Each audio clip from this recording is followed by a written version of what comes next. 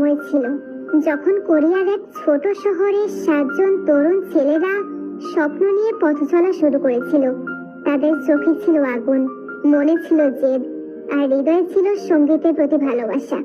তখনও কেউ জানতো না এই 7জনই একদিন হয়ে উঠবে কোটি কোটি মানুষের হৃদয়ের স্পন্দন, যাদের নাম বিটিএস।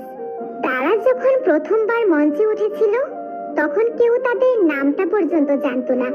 সাফল্যের পথটা ছিল কাঁটায় ভরা, নানা কটু কথা, প্রত্যাখ্যান আর সীমাহীন পরিশ্রম।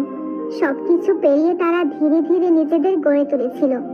কিন্তু বিটিএস এর জাদু শুধু তাদের গানের ভেতরে নয়, ছিল তাদের গল্পে, ভালোবাসায় এবং অনুপ্রেরণায়। একটা সময় ছিল যখন তাদের কাছে ছিল না বিশাল কোম্পানির সাপোর্ট, ছিল না মিডিয়ার আলো, ছিল শুধু একটা জেদ, নিজের গল্পটা পৃথিবীকে শোনাতে হবে।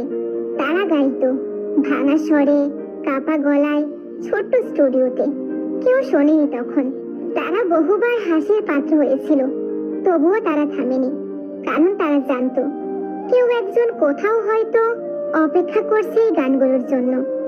বছর গেল, মঞ্চ বদলালো, ভিড় বাড়লো, আলো ঝলমলে হলো, কিন্তু 7টি হৃদয় ঠিক আগের মতোই রয়ে গেল, বিনয়ী, সত্য আর স্পর্শকাতর।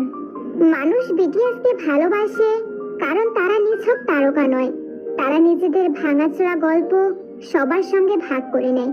তাদের গানে থাকে হতাশা, স্বপ্ন, লড়াই, ভালোবাসা আর আত্মবিশ্বাসের কথা। তারা শোনায় কিভাবে একটা সাধারণ ছেলেও অসাধারণ হয়ে উঠতে পারে যদি সে নিজেকে ভালোবাসতে শেখে। একটা মেয়ে ছিল, ধরো তার নাম মায়া। মায়া ছিল খুব চুপচাপ, নিজের মাঝে বন্দি। একদিন সে হঠাৎ করে ইউটিউবে বিটিএস এর একটা গান শোনে। গানটার নাম ছিল ম্যাজিক শপ। গানের প্রতিটা শব্দ যেন তার ভেতরের কষ্টকে জড়িয়ে ধরে বলেছিল, তুমি একা নও। সেই থেকেই মায়া বুঝে ফেললো বিটিএস শুধু গান গায় না, তারা অনুভবও করায়। এমন কোটি কোটি মায়া আছে সারা দুনিয়া জুড়ে, যারা বিটিএস এর গানে খুঁজে পায় সাহস, ভালোবাসা আর নিজেকে গ্রহণ করার শক্তি। আর তাই বিটিএস কে মানুষ ভালোবাসে, কারণ তারা শুধুই তারকা নয়, তারা বন্ধুর মতো, ভাইয়ের মতো, একটি আশ্রয়ের মতো। আচ্ছা, মানুষ কেন বিটিএস কে ভালোবাসে?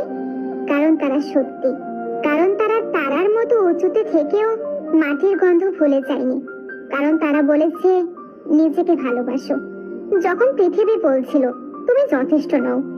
কারণ তারা শুধু গানই শোনায় না, তারা বুকের ব্যথা বোঝে।